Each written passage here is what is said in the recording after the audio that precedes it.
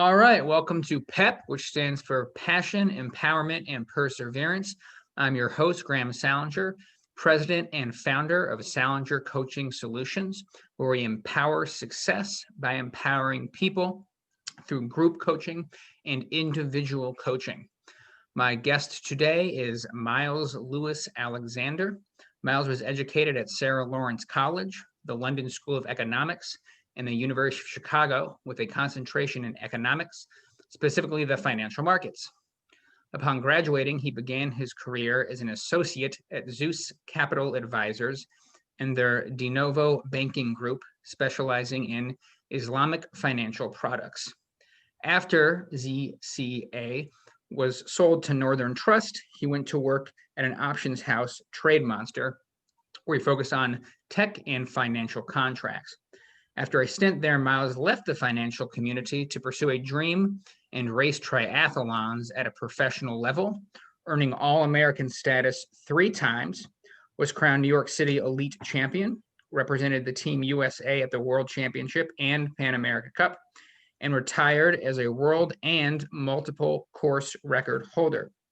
He was then recruited by the Walsh Group, where he put his knowledge of financial products back to work, where he eventually championed their lease-back financial design program and event remediation. Miles then joined Farpoint Global as a partner and now serves as managing partner, where they invest in firms, financial markets, and real estate. In addition to his work at the firm, he also serves on the board of BGW Zoo Holdings and oversees U.S. sales and acquisitions. He is also an active member of the arts community in both his native Chicago and his adopted home of Los Angeles, and sits on the junior boards of the Chicago Symphony Orchestra, the Art Institute of Chicago, and on the alumni board of Sarah Lawrence College.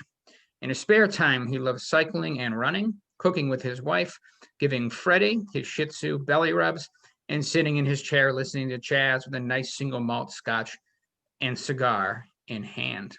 Welcome to the program, Miles. Thank you. Thanks for having me. Yeah. So I'm interested to hear perspectives, sort of both from the angle of the business world and your experience as a professional athlete. So I want to kick it off by sort of just asking about your experience and your motivation. And I ask that because at Salinger Coaching Solutions, we focus on empowering people's passions, their purpose, and their perseverance, as well as team passions and perseverance. And so to be an elite athlete, and do the type of work you do, I'm sure that you have to have a very specific type of mentality. So can you set the scene for our viewers and explain what motivates you and has motivated you throughout your career? Yeah.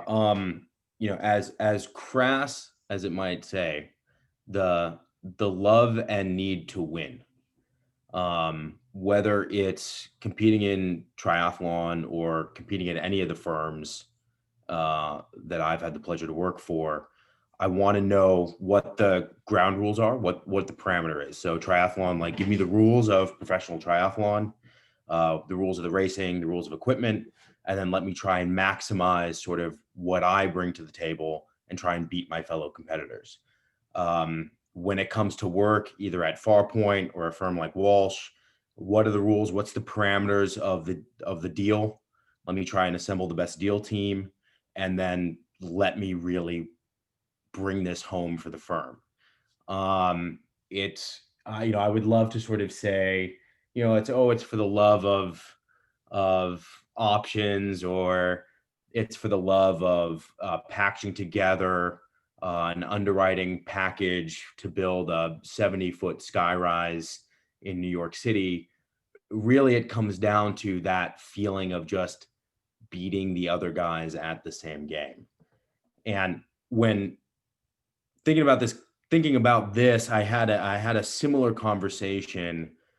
Must have been like 8 years ago now, maybe not. I don't know. I don't know about the time frame, but years ago, when I had just retired from triathlon, and my boss at the time at Walsh sort of asked me how I was like coming to the adjustment. What's that adjustment like, going from traveling around the world and racing and sort of having that adrenaline course through my veins, to now sitting in front of an Excel and talking on the phone all day trying to secure pricing in steel or whatever.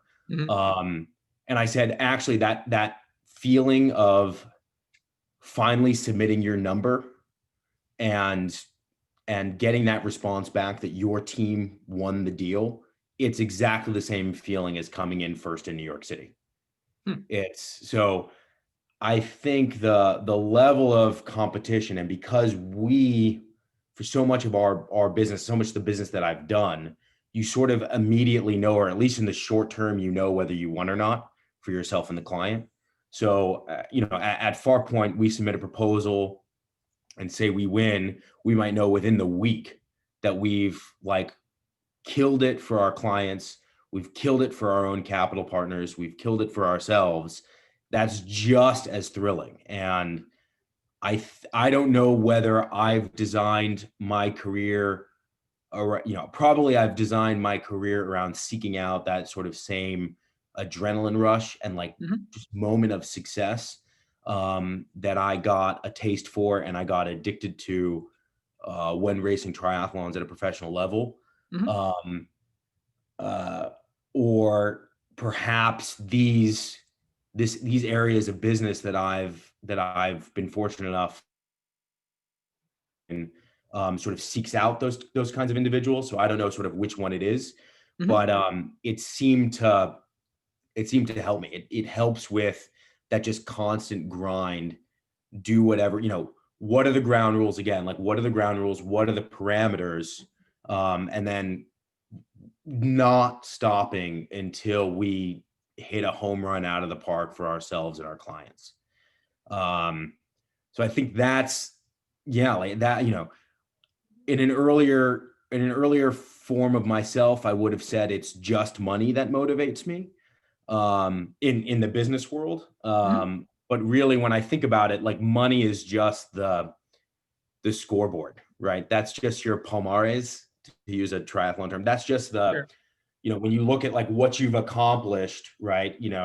If I looked at, the races that I won in 2015, you see a couple second places, a couple fifth places, a couple first places, right? The scoreboard just happens to be in terms of business in the, in the for-profit world, how much money you're making.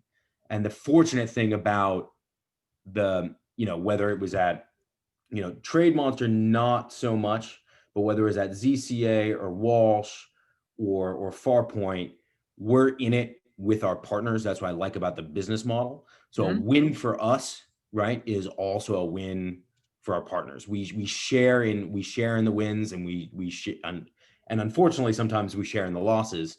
But it's just that there's nothing like that feeling of just doing a really bang up job for yourself and your clients.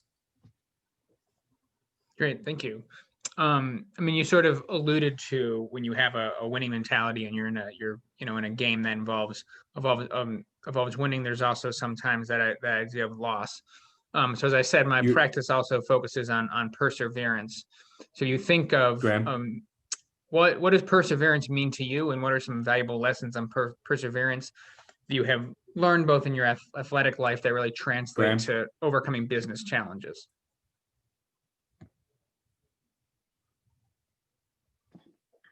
All right, yeah. So as you talk about winning, whether it's in sports or just in the business world, and you sort of alluded to, that's great because you get to win not just for yourself, but it's advantageous for your clients and the people that you work with. You alluded to loss, right? And to be a winner, you have to be able to overcome loss and overcome obstacles and persevere throughout things. And so one of the things that I do in my business coaching is working with either CEOs, management, or teams or organizations that need some kind of push to persevere. So I was just curious about your perspective on, because I think you could offer some valuable lessons and your lens on persevering, and sort of how would you define perseverance in overcoming either sort of life or business challenges, and how does that perspective translate into overcoming business challenges? oh geez, I mean, a good complex question. To start answering that, I'm going to give a piece of advice that was given to me by the chairman of the Walsh Group, when I let him know that I was leaving to come out here to LA. And he said, Miles, if you do fail, fail well. And what I took that to mean, and I think we've all had some person at some point in our lives tell us, you know, just learn from your mistakes. You know, losses and failure is inevitable. If you're not losing and you're not failing, you're not pushing yourself hard enough. So if you want to sort of achieve and be at the top of your industry or at the top of your art form, whatever you want to do, you want to be one of the best of. If you're not losing or messing up sometimes, you're sure as shit not trying hard enough, right? You know, you've got it. It's really at that edge, right, where you become great, where you're pushing yourself, you're pushing your team, whether that's mentally or physically, you're like really trying to elevate. You know, another probably cliche is, you know, I would imagine it's something to do with like the Grand Canyon, and like it only becomes beautiful because it's constantly being worn down, right? It didn't become the Grand Canyon because there was never any friction, never any erosion. So yeah, I mean, I think of all of the big turning points in my life came from a type of failure. So, I mean, I discovered my love of economics in college because I realized I wasn't good enough to be a professional jazz musician, right? I discovered triathlon because I almost killed myself because I was anorexic in college, right? So I mean, and I probably discovered my current, which is I have a pretty successful career for someone in their early 30s. I've been very blessed, very lucky, but I probably, if I had greater success capturing sponsors as a professional triathlete, I was more marketable in other ways, right? I would now be managing partner at an international firm, right? So it's, I look at, how do you take those failures? How do you pivot that, learn from that, and into the next thing? And then second from that, I mean, in a more micro sense or more acute sense, racing triathlon, you don't learn where your limits are. You can't win until you've blown up. Meaning triathlon is, for some of the viewers that may not know, it's swimming and biking and running. And maybe many of them haven't actually viewed a professional race and the speed and tempo in which that gets executed at.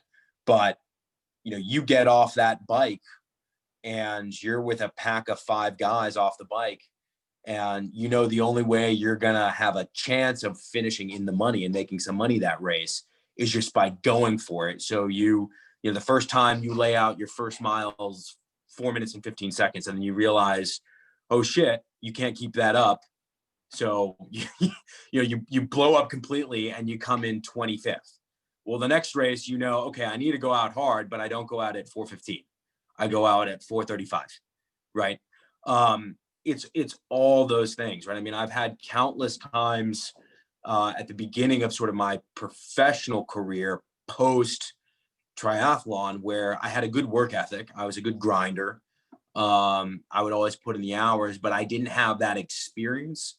So oftentimes I pushed a little too hard, and then that would blow up in my face. That would backfire, right? So you're negotiating cost of plastic laminate cabinets being brought over from Asia or whatever, right? And you think, no, like I've got all the power. I'm representing the Walsh Group, so I'm going to hit him hard.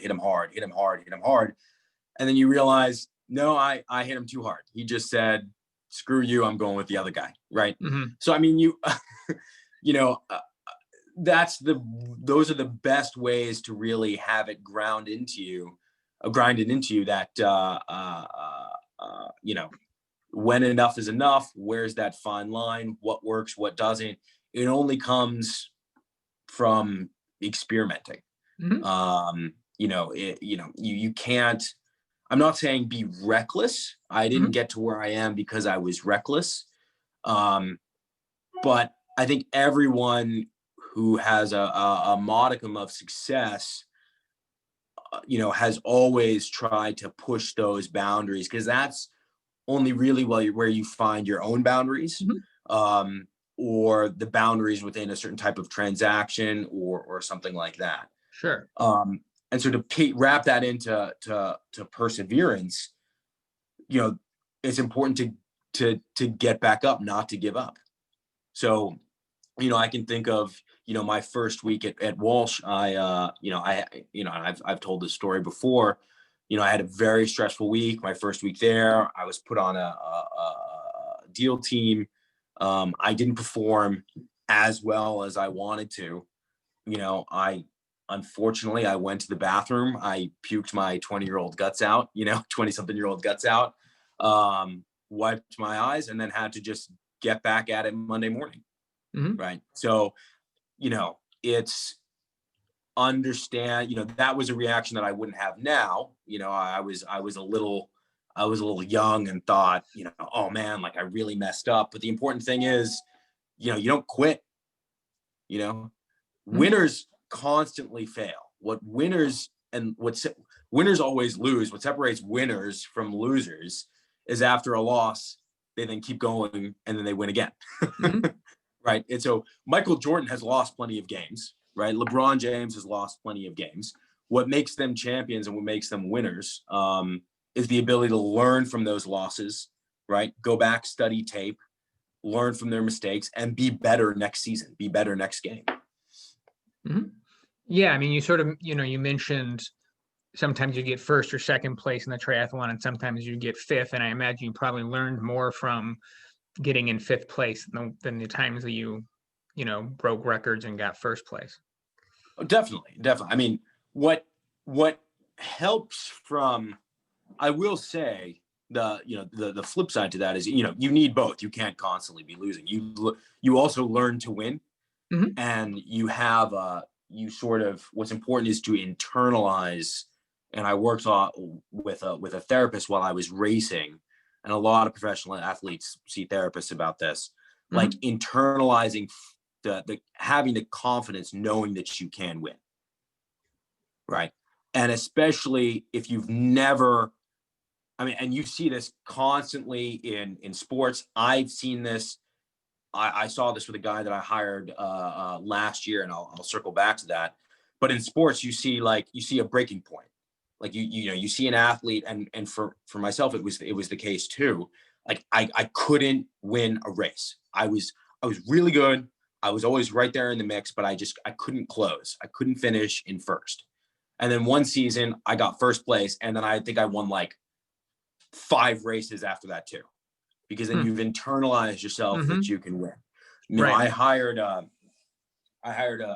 sales guy last year. And for about a month, the guy just couldn't close, just could not close. And he was getting nervous. Like he was getting nervous. We have like a probationary period, sure. And he was getting nervous. Like I haven't earned anything yet. Like, they're gonna cut me loose. And we had like just like a little check-in meeting. And I was like, you've closed at other firms. There's nothing different than closing at your old firm and closing at this firm, right? So we know that you can close. We know that you can close these size deals. It's not a problem, right? So you need to just constantly remember, right, that you've done this before. It's true you haven't done it here, but you've done this before. So go out and do it. That next day, because I have reminders on, like I'm synced into the company accounts and everything like that on my phone. And the next day I was out in a meeting with someone, and like 3 notifications in maybe a 45-minute period from this guy, same guy, right? Closed 3 deals within like 45 minutes, right? It was just about getting that confidence. And so he probably, I wish I was there in the room when I could have heard him on the phone executing these deals, because it must have been just a complete confidence changer, right? Nothing really happened that week that couldn't have happened the week prior, but he must have been, reminding himself, I can do this. I can execute at this level. And so it's the perseverance not to give up, learn from the failures, study your failures hard, but have that crazy confidence that some people have, that like, no, I am a winner. Even though I'm losing right now, I am a winner and I'll get this. Yeah. Yeah. In sort of the coaching world and the work that I do, a lot of that's connecting. We sort of call that momentum. Yeah. This idea that there's something is about to build to where it's about to be a moment of success for a person or a team, and we call that momentum. And that's a lot of what you're talking about. Or as I often talk about, when you think about coaching, we talk with clients about sometimes they just have limited beliefs, things that they've learned because they've been told that or they've been socialized that way, that's somehow holding them back from the inherent thing that they just need to unleash that will help them achieve. And so sort of this might be a little redundant, but you think maybe this could help sort of add to the conversation, sort of a difference between perseverance and endurance. I know as somebody who raced, it was a lot of endurance. I'm imagining. So can you sort of talk about the importance of endurance and what are some things that business leaders can do to create a culture that is built for endurance? I know you've talked about, for yourself, winning is really important, and you just spoke eloquently about perseverance and your mindset about that. What about a culture in terms of your team and business teams of endurance? So that's a good question. The difference between perseverance and endurance. I wish I had a dictionary in front of me, and my command over the English lexicon isn't that good, but I feel like perseverance and endurance sort of connote two different things for me. Okay. And this is I'd be curious, and I would like to get some feedback from you and some of your listeners about this, but sure. Maybe it's my coming from an endurance racing background, right? Endurance, like you're like succeeding while you're enduring, like you're in control, you're enduring, right? So it's like, okay, I know I've got, a 10K to run after I just swam and biked and I'm in the lead. I can endure this. I'm in control. I'm in my pace. My heart rate feels right. I had enough calories on the bike. I'm doing well. Perseverance sometimes makes me feel like you're kind of like just hanging on, like you're just trying to survive. Okay. So I'd be really, after this interview, I'm definitely going to look up the two definitions and try and see sort of what Merriam, I just pushed a binder off my desk. What happens when you speak to an Italian and I gesture like that? Right. I'd like to see like what Merriam-Webster has as the difference, but endurance. I think about making sure that you're not sacrificing a win now, which turns into a loss later. And it's something that I'm always very, very cautious. I think partly, falling in love with economics and the financial markets, during the credit crunch of 2008, always makes me very fearful for the unknown unknowns. Right. And my fear has always been, from Walsh, and now especially now that I'm sitting in the captain's chair, what am I doing something that exposes my firm and our clients to potential danger that I'm unaware of? And am I copy and pasting that risk into every single transaction that we do? Right. And what sometimes people get upset with me, and I had a similar call like this with two partners maybe a month ago. And one of the partners was like, it was like, Miles, you seem, and I like to foster, you can, as long as you're respectful to me, you feel free to disagree. I'll let you know when I've made up my mind, and that's how we're gonna go. But feel free to disagree. So he's like, Miles, you seem to just be coming up with a bunch of reasons why not to do this. right? And I was like, yeah, that's my job, right? Of course, on the face, this looks great. We all make a bunch of money, like over a 3-week period. But that's only if we understand every aspect of this, and we are managing and controlling our risk to like the highest level, right? If we're not, that short-term win, right, will never get realized. And now we're exposed to a tremendous loss. Now, it might not kill us, right, on one deal. Like, we'll survive. We'll have a down quarter, maybe, but we'll survive. But if you're not careful and you're not hitting it hard to all of your employees that we're here for long-term success, now all of a sudden you just start copy and pasting that same make a quick buck transaction into now 80% of your revenue. So, I learned a lot about, management structure and, deferred bonuses. I'm a big fan of deferred invested bonuses, right? Keeping people understanding that, your deal has to not just work today. It has to work 3 months from now, 12 months from now, and 18 months from now, right? Okay. Then it becomes a truly profitable deal, right? If what I don't want is some maverick, right, that is just looking out just for himself, right, just for a quick buck, and puts our firm and our clients in danger. Right. What I like about and how I try and set it up is when we share our clients' successes, and we also share in our clients' losses. So, if we have a really crappy, it's structured so that if we have a really crappy 2 quarters, maybe every partner doesn't get paid for 2 quarters, right? You need to be in it for the long haul. And that goes all the way down to a warehouse. And, I had a warehouse walk because we had high damage rates on one of the warehouses that we control. And I sat down with that warehouse manager and I said, you're not just graded on how many pallets you ship a day. You're also graded on how many pallets come back because of damage.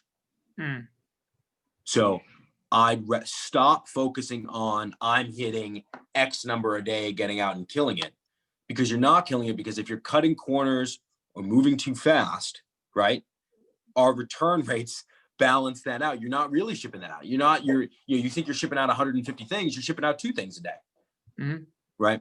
So it's at every level of business, right? Is the success, can the success continue? Is it sustainable? Don't just look at a 1-day snapshot. Don't just look at a 1-week snapshot.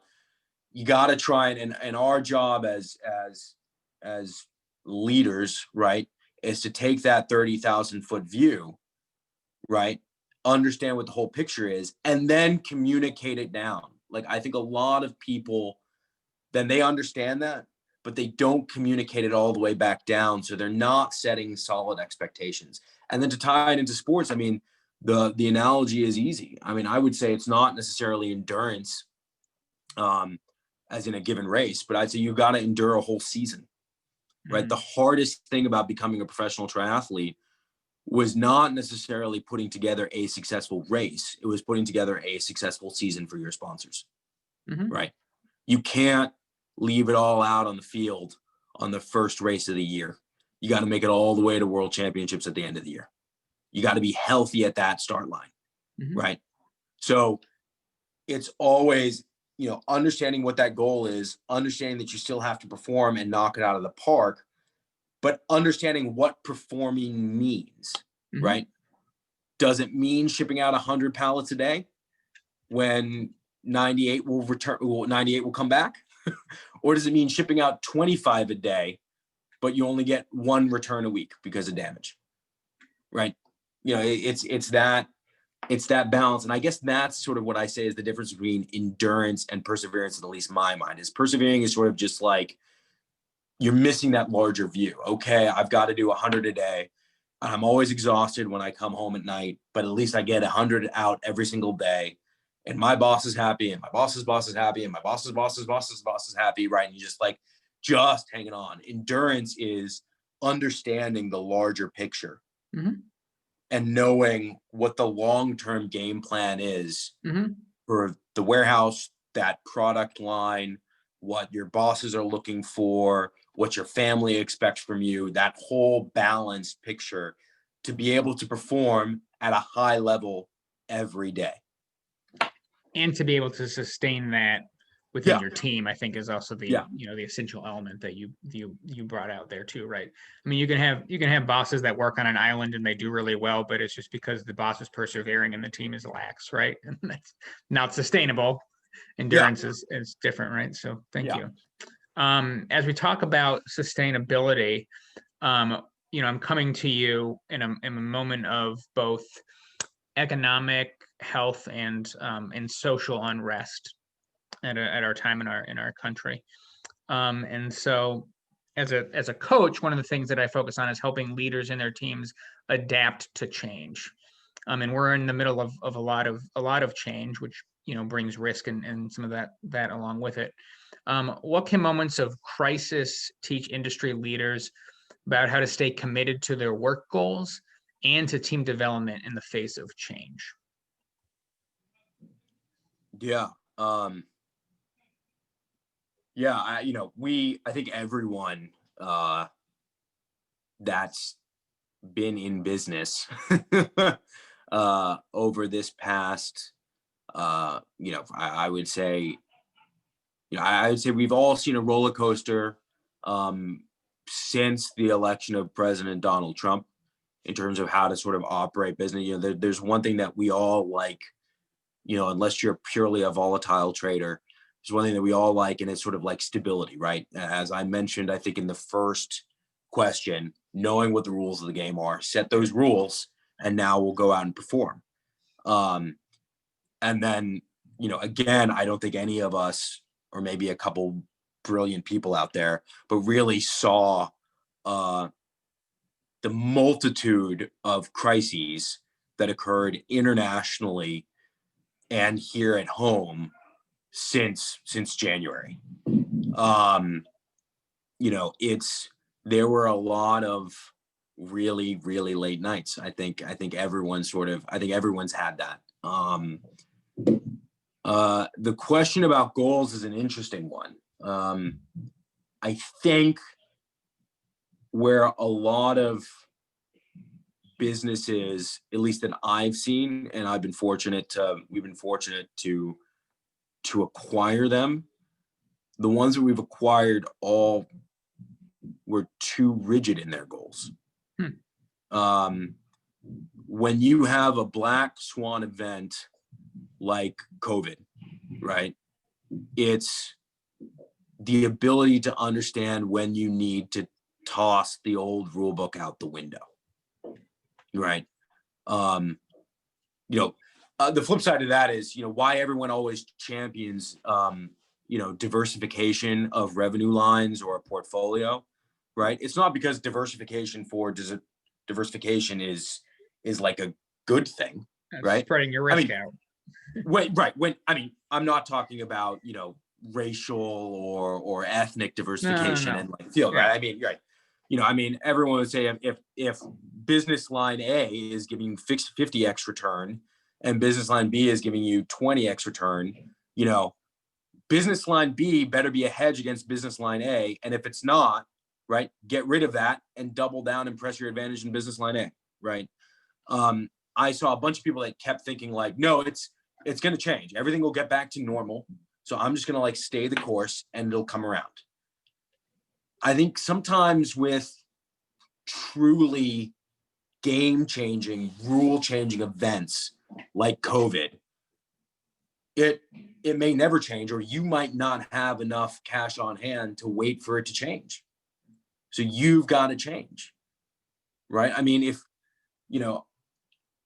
I would say to, we look at, my wife and I just had a 2 Michelin star restaurant meal on Sunday, right? This Michelin star restaurant didn't say, well, let's just wait until we can have all of our customers back in, right? We'll just wait. We'll just hold it out. We'll pay our people. We'll take out, we'll get the PPP loans. We'll just try and hold off for as long as we can, ask our investors for more money. No, they changed to like a high class bento box delivery thing, right? That's changing what they were going to be really good at and deliver, right? And I think it's that adaptability. It's understanding that, holy crap, our goals for 2020, we need to toss this out the window, and we need to figure out what our new goals are. Are there, and luckily Farpoint is maneuverable enough that we could sort of put pause on a couple things and double down on a couple other things. We launched a couple other, understand like, where's the new opportunity? What should our new goals be for this new game that we're playing? There are new rules, right? Mm-hmm. So how do we let's create a new team to do things? So we have a whole new division that we never had before, and that's only because of COVID, right? So true, under normal circumstances, it's good to have a goal, have the plan, and don't, it sounds always good, don't give up until you achieve that goal. Mm-hmm. And that's true. If all the indicators are pointing towards success, then that's, but sometimes you just gotta sell and get out. A lot of people sometimes, they're not, it's if you had a goal to open a restaurant in 2020, that was your goal. Would you still open a restaurant in March? I would say, no way. Maybe how can you pivot? Can you wait until there's distressed commercial real estate properties? And so instead of renting that place, go to your investors and say, we're going to buy the place because now the asset value is depressed. And now we'll have that as an asset and we'll launch in 2021. Or we'll start out from that, we'll start a food delivery program. And then when everything opens up, right? So it's you can still sort of within that same framework have maybe the same end goal, but you've got to be nimble on your feet when something like this happens. Otherwise, you better be really, really big so that you can absorb the blows, right? ExxonMobil is big enough to absorb the blows. Most of us aren't ExxonMobil. Right. Right. And so it's understanding, being real with yourself and understanding this isn't working, or maybe this isn't working how we thought it was going to be. Mm-hmm. So now with these new rules, going back to the rules, how can we maximize our performance with these new rules? Right. Mm-hmm.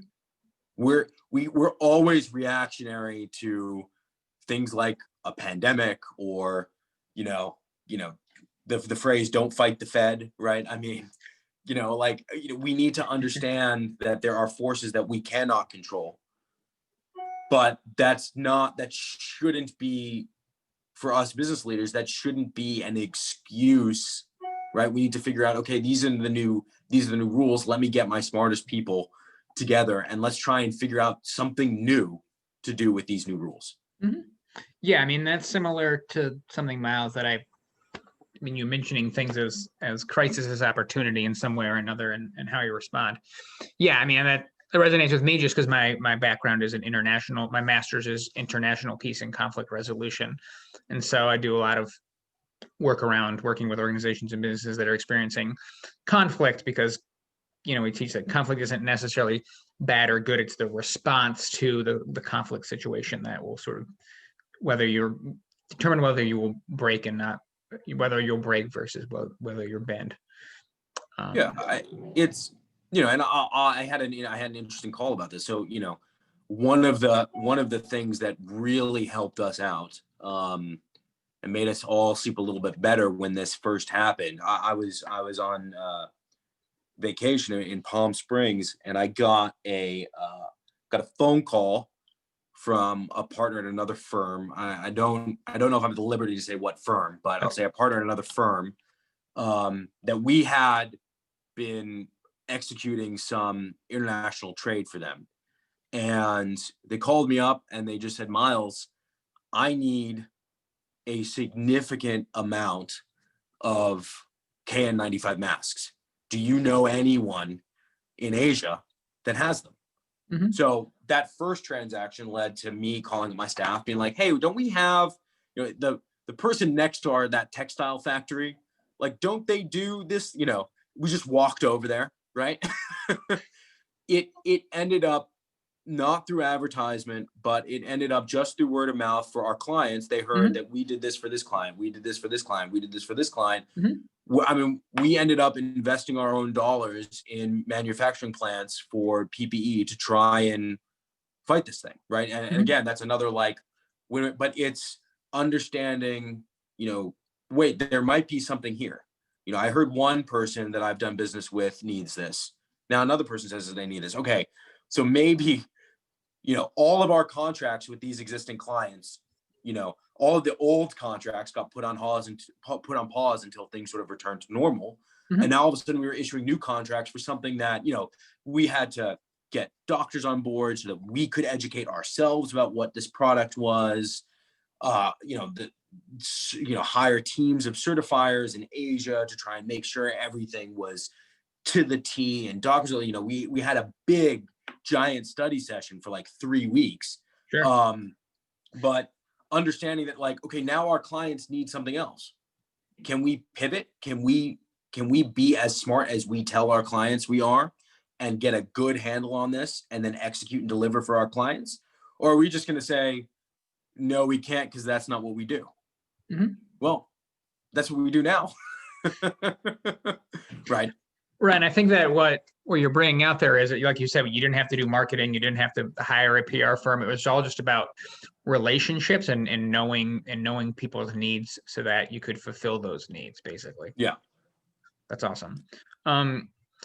Yeah, so I've discussed empowerment from sort of the pedagogy that I use as a coach, which was, again, we start off by talking about sort of your mentality and your passion. We talked about perseverance, and I'd like to know, sort of from your experience, what would, again, if I recap that I'm passion, purpose, and perseverance, what would you like to add about what empowerment looks like to you from your experience? Yeah. Not to, not to keep harping back on a couple. I feel like, I've been saying a couple of the same things, but in terms of empowerment, it's allowing your employees to fail. Mhm. Right. And that's been something that has always been difficult for me, just because I hate losing. I hate making a mistake. And so oftentimes, like, it was a big jump now being managing partner, and understanding, like, I am too busy to have my hand in everything, right? I need to trust that the people that I hired can execute at the level that I'm requiring from them. Mhm. Yet understanding that some of them will fail, right? Some of them will make mistakes. We're all human, right? We all make mistakes, right? And so it's about, and I've always had, whenever, like, I'm dealing with like a promotion, and I had this just happen maybe 2 weeks ago. Someone was sitting in my sofa across my desk right here, and he was ready for a promotion. And this is your time to shine. Like, no longer are you going to be fed, right? Do these 10 things every day, right? Mhm. You have to figure out what the 10 things you need to do are today, right? And there are going to be days that you come into my office and you're going to make mistakes, and I'm going to be upset, and we're going to have to talk about it, right? Right. We'll hash it out, right? But the only way he's going to grow into this new role, and I think this guy is whip smart, super hard worker, great grinder. Like, I hope we keep him. I hope he's watching this now, and I hope we keep you for a long time. You're doing a bang up job. But it's that, like, you're gonna stumble, right? I mean, the first time you ride a bike, you're gonna fall off, right? Mm-hmm. So empowering as a boss is saying, I got to take a step back, right? I got to take a step back. I got to let them perform, Mm-hmm. right? Trust yourself and that you hired them. Trust them and that they're competent and that they're good at their job, and just take a step back, right? And let them do their thing. The other thing that I'm going to say that is, you definitely have to prepare them for the role, right? I mean, I don't mean like you take an intern and now, they're in charge of all of, Asia Pacific trade, Sure. but, part of that is definitely, and I always tell to everyone that directly reports to me, you need to let me know what you need from me. Mm-hmm. Like I'd say 75% of my job is setting them up for success. Right. Right. Not doing the thing myself. Right. Mm-hmm. But tell me how I can help you. What do you need from me? Mm-hmm. Is it more employees? Is it, Miles, how did you handle this before? Is it, this, I can't stand this office. I can't concentrate in this office. I need to move across the hallway. Is it like, what do you need from me so that you can be at your best? Mm-hmm. Because in the end, like, I think any CEO or managing partner, right, we don't actually play the instruments, right? Maestro Muti at the CSO, he's not as good at the violin as the first chair, right? His job is to make sure that everyone understands the piece, everyone's on the same page, giving them the proper feedback that they need so that they can all perform in unison when they're supposed to at the same time on opening night, right? So I think that's how I'd say that's empowerment. It's being available for the people that are underneath you, right? Having your proverbial door always open, willing to like hash it out with them. So like fostering a culture in which they're not scared of you. Mm-hmm. If they think that you're making a mistake, they should feel free to be able to tell you that you're making a mistake. Mm-hmm. And then once sort of giving them all those tools in their toolbox, stepping back and just letting them do the thing. There we go. One of the things that I appreciate that you talked about is sort of gifting them accountability for themselves. Not oftentimes people don't think of accountability as a gift, but in the way that you described it in terms of, okay, I'm not going to feed you. I'm not going to tell you these 10 things. You're going to have to figure it out. And if you make mistakes, I'm here, but I'm trusting you and I'm holding you accountable to yourself. I think that's an awesome sort of mentality that maybe not everybody always has, but that's helpful. Right. Cause it's not saying it's okay if you make, it's not saying like, oh, you make mistakes. It's not a problem. It's like, no, you're stepping up now. Right. You're right. I'm going to treat, if you want this role, right, I'm going to treat you like someone who should have that role. So I'm going to expect from you what you should be expecting from yourself. Right. Right. Thank you. Yeah. And I think, Miles, I'd just like to end, I noted, we've talked kind of a lot about you as a business person and you as an athlete and the sort of correlation in terms of the angle that you take with some things. So you can probably attest to the importance of having someone as a coach, someone who coached you for success as an athlete. Obviously, business coaching and executive coaching is a little bit different, but I'm sure that there's still some crossover and some things that translate. So can you talk about, for you, sort of what your experience was like having a athletic coach or trainer, and what qualities you say describe an ideal coach, and what does an ideal coaching relationship look like for you? Oh, yeah. And this is where, so I'm going to frame it in this way: coaching versus mentorship. Sure. Because I've had coaches in sport. And then I've had like the equivalent of coaches in business and then the equivalent of mentors in business. Okay. So, in coach, what coaching provides, and sort of like how we talked about with regards to like visiting that warehouse and return rates, right? Coaching is that 30,000 foot view. It's like, I'm looking at you as the athlete. I'm not you, right? I'm not like tied up with all of your neuroses. Am I going to perform? Am I not? What if I get a flat tire?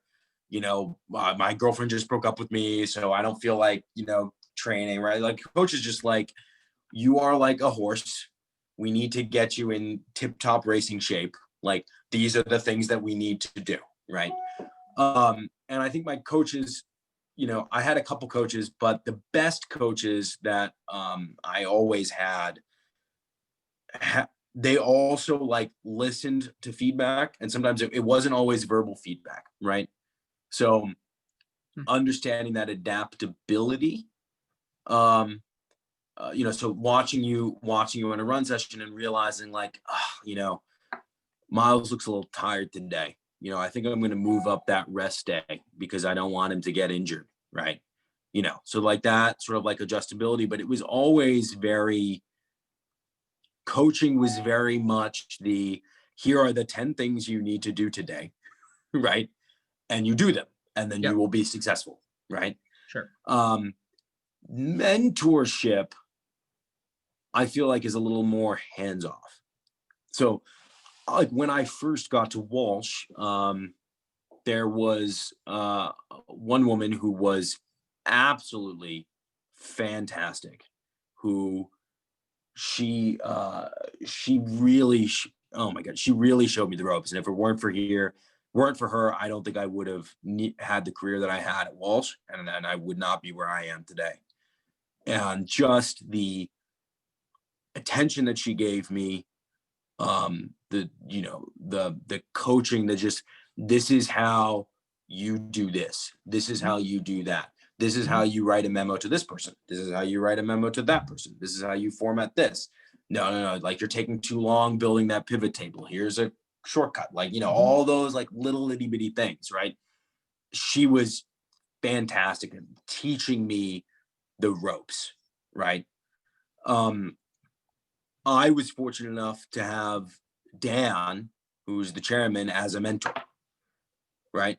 Those conversations were never like, this is how you enter this kind of formula in Excel, right? Sure. Or this is how I like my memo. It's written, right? You know, it was more broad strokes, right?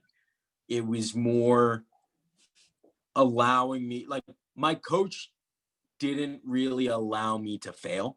Now I failed sometimes at Walsh, and I failed sometimes at ZCA, and I fail all the time, right? I right. And I failed as an athlete. Like, I would get injured because I was training too hard or things like that, right? But most of those times that I failed, in those instances that I'm thinking about, it was really like me not listening to my coach. Like, probably if I listened to my coach, it probably wouldn't have happened, right? You heard it here. Listen to your coach. Listen to your coach, guys. No, Plugging myself again. Thank you. In terms of mentorship, it was far more. I'm sure there were countless times, and I've had it now. I'm fortunate to have a couple mentees now, that, you know they're going to make a mistake, and you've hinted that you think that that's not the right thing to do, but you got to let them do it. You know, you just, that's the best way to learn. You're there to like give broad strokes. But, you know, with my mentees, I'm not talking to them every day being like, oh, you should have done this, do this, do this, do that. You know, it's more like, you know, larger things about how they should deal with this type of a superior that might be giving them a hard time because they just don't like the cut of their jib, right? Or, you know, weighing two different offers at two different firms. You know, like, classic example is, you know, more money at the less prestigious firm, less money at the more prestigious firm. What better, you know, at their point in their career now, what's the better choice? You know, it's these broader stroke things, and you're never going to say, do this. Like, as none of my mentors have ever told me do this, and I've never told any of my mentees do this. My coach would constantly tell, I mean, that's what they got paid to do, was do this, do this, do this, do this. Now, I don't know sort of how that relates to business coaching. My understanding from some of the broad strokes is it's a good hybrid between sort of like the coaching that I've described and the mentorship that I've described. Exactly. Do you find it that way? Yeah. So, I mean, you sort of tailor everything sort of to your particular sort of niche. And so my niche, the people that I work with are specifically business leaders, managements, and teams that are struggling in some specific area in terms of their team working well together and performing at their peak. And so it's all about giving them the skills, either individually as a CEO or manager, to sort of rethink the way they're doing things. And maybe even that could just be like a cultural change they need to work through in terms of the relationships. So it's kind of a hybrid of working through conflict and doing a lot of relationship work, either at the individual level or within like a teamwork setting, teamwork and leadership development. So Yeah. Again, my background being a master's in conflict resolution, and my day job being a mediator, I kind of bring in all the levels of dealing with conflict and personalities and change and basically things that make people not function at their best when they should be. So I coach people to function at their best when they're not. Yeah. And I'm going to say something that, cause I just, we're both still fairly young. And I feel like ever since I moved out to LA, it's been like, warp speed. The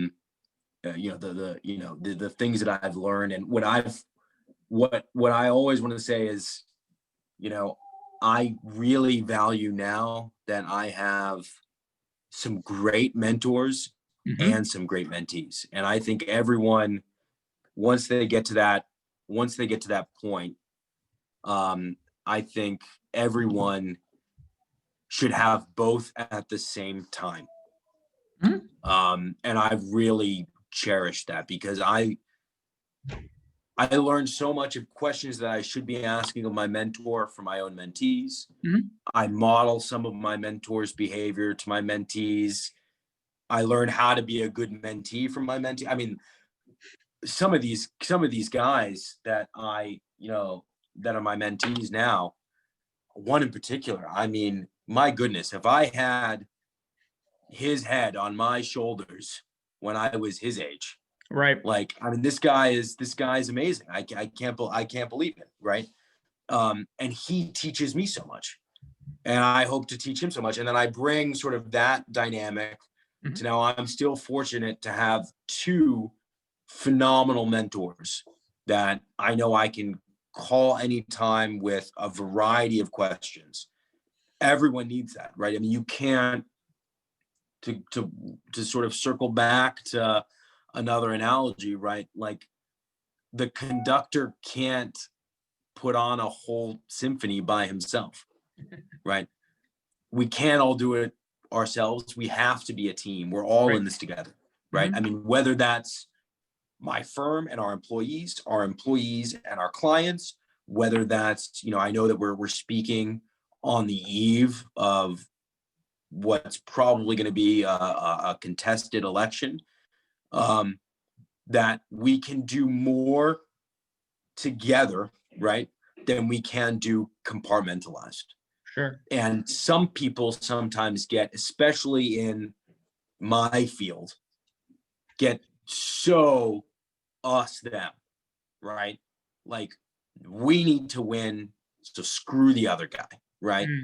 It does not have to be zero sum. Sure, we're competitive, and oftentimes when we lose, when we win, the person on the other end loses. But then, like a week later, you guys end up joint venturing on another thing, right? Right. So it's understanding, right? Like understanding that really, I think to be successful, you got to have that mentor mentee, right? You have to have that balance. You have to kill in the moment, right? I mean, you have to close that deal, but you also have to think about the longevity and perhaps what increase in risk have you exposed your firm to. You've got, you really want to win that race, right? Because your sponsors will be happy. You need the money. Your friends and family are there, but your sponsors also want you healthy for the World Championships. Right. It's all about that full endurance package, that understanding in context how important everything is. Mm-hmm.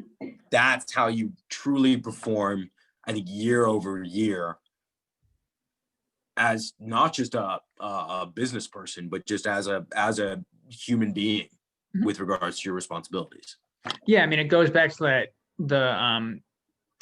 my final thought would be that it goes back to the correlation between sort of sustainability and momentum, right? If you sort of think of if you think of momentum as kind of like that ball that pushes forward and somebody pushes it, it could either go that way or it could kind of swing all the way back and hit you in the face, right? So, awesome. Just after having gone through this conversation, is there anything you'd add? Final thoughts, words of wisdom from Miles? I don't know. I mean, it's kind of, I'm honored to be on this show. It kind of feels weird in some respects that I have any sort of words of wisdom to impart on other people, but, and perhaps I'm feeling awfully sappy because it's November 2nd, but just be kind to each other.